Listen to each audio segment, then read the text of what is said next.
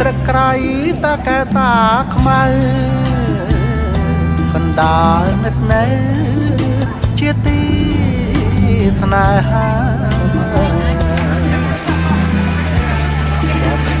ឡៃសន្តិភាពស្មើកែវនេត្រាអភិវឌ្ឍស្ដារមហាសមិទ្ធផលថ្មីកម្ពុជាអស្ចារ្យផ្សារភ្ជាប់ខេត្តពីរក្នុងដែនអាស៊ីកប់ដួងហាងរតីមរតកដែលចូលសម័យធិបតីសុវណ្ណភូមិបុរីផ្កាងរាល់ហេដ្ឋាអាកាសសៀនឋានអន្តរជាតិបែកចូលប្រសូតលេចធ្លោអនាគតភ្លឺថ្លាចាក់ខុំវិស័យវិនិយោគកិច្ចការដ៏មានសក្តានៅក្នុងតំ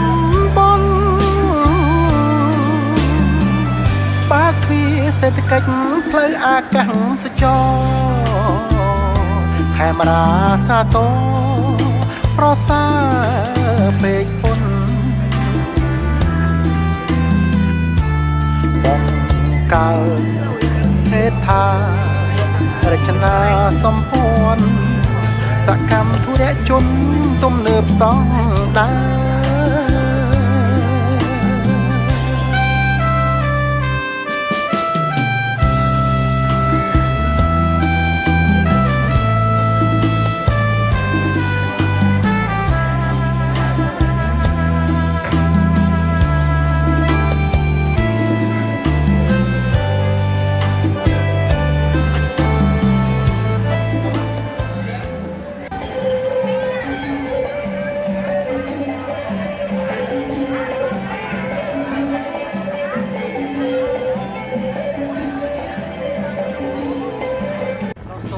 លេចធ្លោអនាគតភ្លឺថ្លា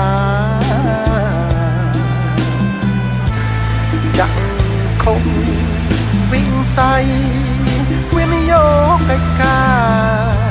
ដ៏មានសក្តានៅក្នុងតំបន់